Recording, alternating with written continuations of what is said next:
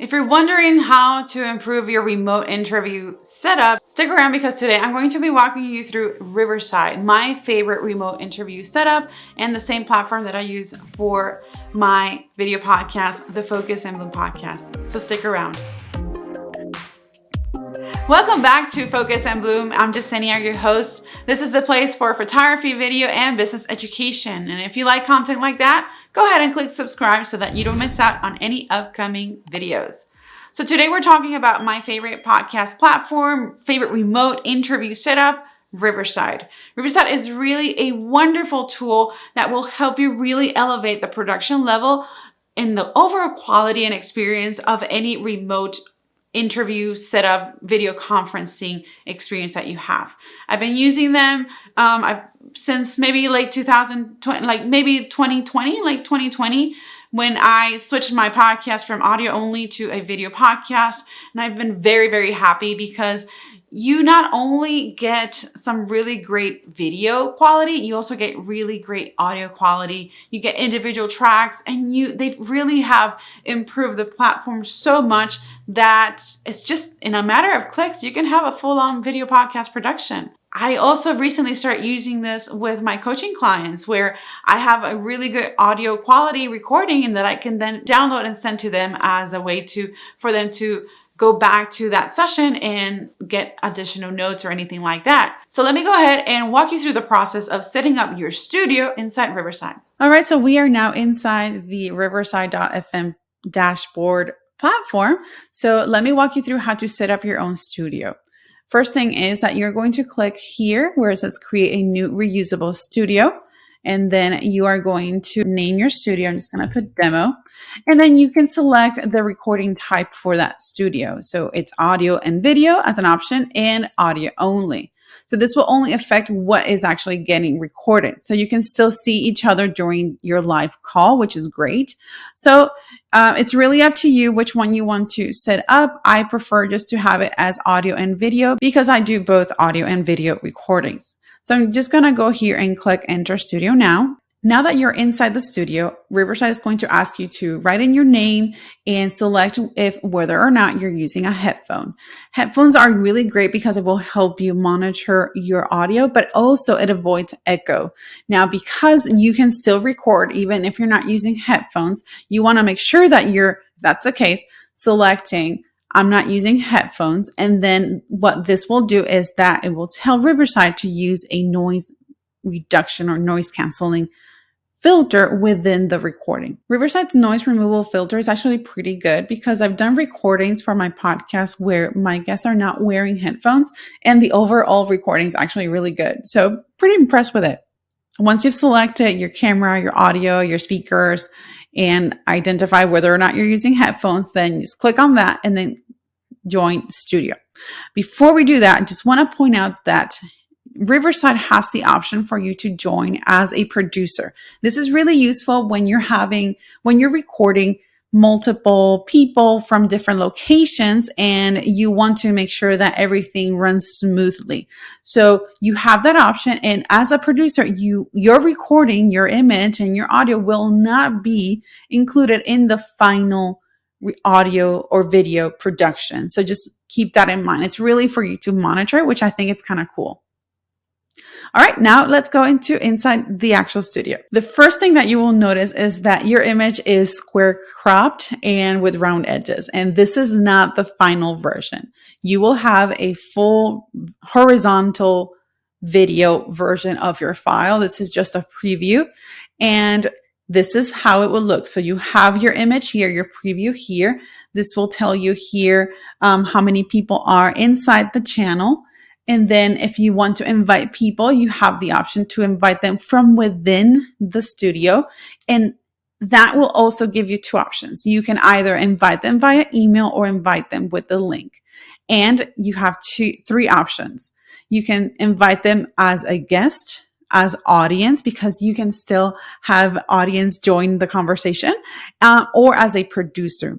I would avoid doing this from here, but it's just an option. Like, for example, if you're guests can't find the link on an email that you've probably sent before or something like that, something really quick, then you can just go from within the platform and send it. This way you don't have to look for the link or anything else elsewhere. So that's a quick option.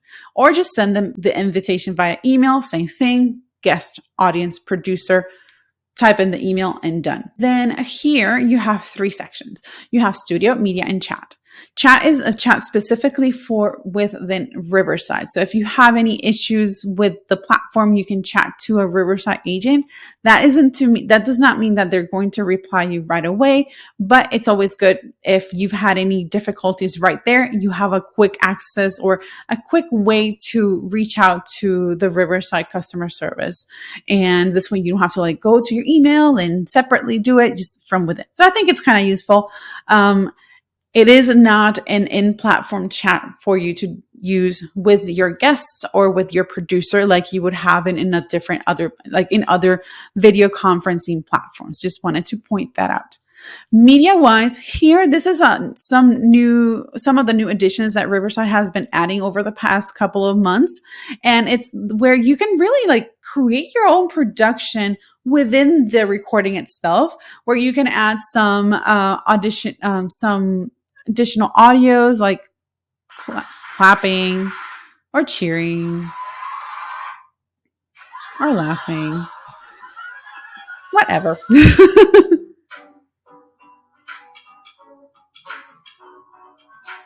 So, all right.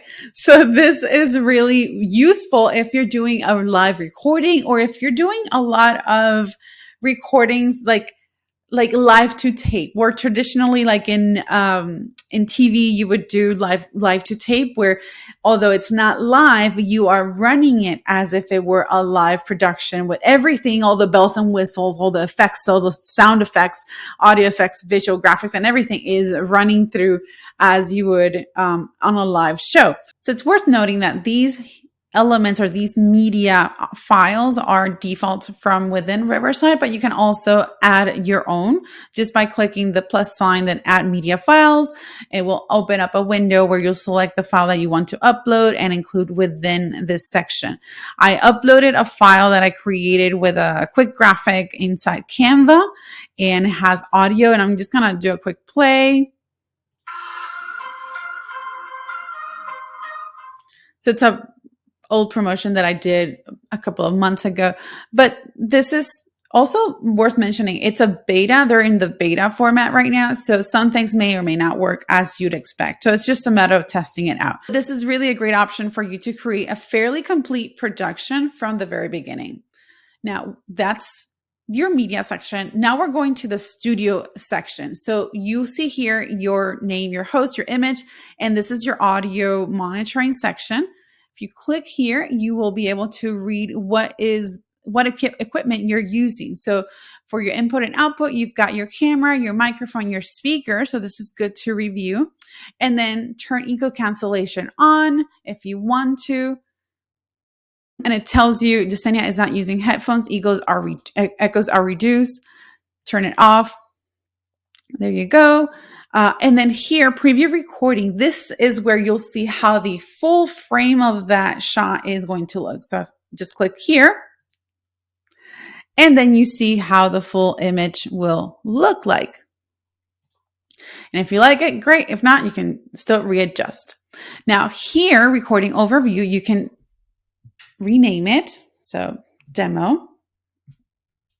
What I would do here was I would just simply put the number or the name of the session. If it's a coaching session, I would put the name of the client or the episode number for my podcast, etc. So then save. And then you still have, you can tweak here things. So selecting the recording type, if it's video, and you can select the highest resolution. This means that if the person on the other end has a camera where they actually can use 4K, then it will use that higher resolution. Now, if the guest is only using a 720p standard resolution camera, it will show 720 quality. So we're not reinventing, redoing, or adding pixels in this. Just worth mentioning that. So you want to make sure that you're getting the highest quality possible for your recording. And then I leave this off here where it says separate tracks for internet recordings. This is one of the most coolest thing that Riverside has, is that overall, in the end, you're going to have separate tracks for your audio and your video. And that really provides a lot of flexibility when it comes to post-production, both in audio and video. Because if you have dogs like I do and they're speaking, they're barking, well, they speak. When somebody else, another guest is speaking, their recording won't show up. My dog's recording, my dog's barking will not show up in the guest's recording track. So that's brilliant. So I think for me, or if you have dogs or kids or anything that, there's a little bit of additional background noise on your day-to-day, I think that's really great. Riverside gives you the option to select separate tracks for internet recordings, which is what they call their backup, or just to leave it as one solid track per like one solid combined track. I leave it like this just to make sure that the backup at least is functioning, just in case the main recording doesn't work well. And then here I would select 48 kilohertz and remove any background noise reduction. You do have the option of live streaming your conversation, your recording to a different platforms such as YouTube, Twitter, Facebook, Twitch, LinkedIn, or you can even create your own custom RTMP, where you have your own custom stream link. I'm not gonna go into this, but if you would select this, let's say YouTube, it will then ask you to select your YouTube stream URL and your stream key, which you would then have to go into your YouTube channel to select, copy, and paste here. Under this section for data usage, I would recommend just leaving it on auto so that things will automatically upload as it's intended to do. And in case, especially if you're very new to the platform, I would just want to make sure that everything is flowing as it should, as the platform was designed to do.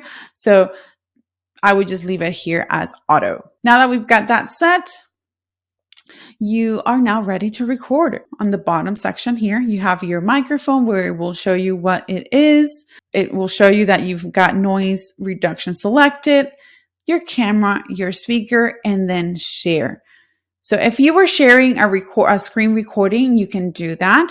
Like on Zoom, just click there, share, and select the corresponding window. Right now, if you were going to use this as your video podcast platform, then all you need to do is click record.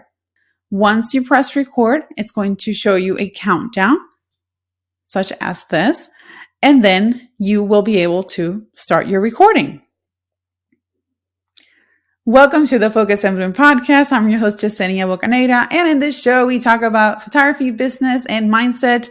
And if you haven't tuned in yet, go ahead and click that subscribe button. And I just forgot what I was going to say. But anyways, you kind of get the idea. I'm pretty much promoting my podcast. Totally shameless plug here. And all right, so let's go ahead and stop this. And it's going to tell you view recordings. If you notice here, there is a cloud with an upward arrow. This is telling you that the recording is being uploaded, and you want to make sure that this is set to 100% and it has the confetti cup popping up. This is on your end. It's going to also show on your guests or guest end. So make sure that when you're wrapping up that conversation, you confirm that they see this green, I want to say bubble, but it's a cloud, and it says upload completed. It will tell you can close this page now. So that means that all recordings have been uploaded. However, if your guests happen to need to leave really quickly, what will happen is that the upload on their end will be cut short. Riverside will actually send you an email and you will see a notice that your guest left early and the upload was not completed. It's going to ask you to send them a link for them to go to that browser or that link, and then it will automatically upload. I've had this happen maybe twice, and after I send the link to my client or my guests, everything else worked out well. And I think this is one of the reasons, or one of the main reasons, why I really like Riverside, and it's because it has a backup of the backup. You've got your main image, you've got your main shot, your main footage, and then that then is backed up into an internet copy. And then if that doesn't go well, there's a backup plan where you've got Riverside sends you this link for the speaker, the guest, to check it out and then automatically upload. It's a very seamless process as well, so your guest won't need to do much. So it's just a really cool thing to know that they've been thinking of a lot of the hiccups that you might find along the whole production process, because something is meant to go wrong at some point. I mean, nothing is 100% seamless. Once you've got that done, you can then go to view recordings. If you are done, you can also click leave. So this is your studio recordings, and now you'll see that recording that you just did. It will show you the full recording. And then you have the option of creating combining tracks. So like sort of like a very basic video editing platform that you can use within Riverside. It has snapshots that you can use to share on social media. I actually found that they're not the most flattering for me, but that's just my opinion. Clearly you can see this, but at the very bottom, you can see you can see the tracks. So here it shows you your WAV file, your MP4, and your constant frame rate. And then you have these dots here, download the MP3 backup track and copy track ID. So the WAV file, this is the audio only. It's the high quality audio file. The MP4 is combined video and audio. So this is your high quality video file. Constant frame rate is your combined video and audio file altogether. This is the internet version or copy. This is the MP3 backup track. So this would be the audio only version, backup version of this recording, and then copy track ID. This is the ID for this particular recording. Should you have a problem with the recording and you need to contact Riverside, you will copy that, and then you can click on this bubble here and contact Riverside and then say, hey, I had a problem with this recording. Include that copy track ID, and then they will look into the back end of things. So now that you've done this, you can go to your settings. You can set here your name. If you ever wanted to change it, you can change the name here. You can also check if it's a public or a private. If it has a waiting room, I think that's I always like to have that done. If you have a live call, you can set that up here. And then if you want to schedule, you can do that so that guests will get an email with instructions to join the show. And then you can always reschedule and invite after creating the show. So that's just something to note that. And pretty much this here is the overview of what you've already set when you created your studio. You go back to recordings. This is your recording. You can share this with somebody if for like a producer or something like that within that can see this. And then you are going to, if you want to go back to your main studio, you can either click on Riverside or just go to Studio, and it will take you here. If you want to go to the dashboard, just click on Dashboard, and then we'll take you where you can see all of your dashboard, your studios, and everything. So if you are out here and you want to reach out to your podcast guests or your clients, all you need to do is click on Invite People, and then it will give you the option to either share a link or share or invite via email. Again, it will give you the option of selecting whether that person is a guest, an audience, or producer. What I do for my podcast is that I copy this link, and then I have a templated podcast email where I send to my guests with instructions on how to log in or how to join, which is pretty much sending the link and sharing some technical suggestions, like, have a flat lighting or even lighting, and have a microphone, have a headphones, little things to help them look and sound better. And in that same email, I also include a list of guiding questions that I share with them before the recording. So this way they have everything all set and ready to go. I hope you found this tutorial helpful. Let me know in the comments if you want to learn more about Riverside or video podcasting itself. Also, check out this video where I'm talking about 5 ways that you can amplify your brand's authority using podcasting. So go ahead and watch that, and I will see you on the next video. Take care.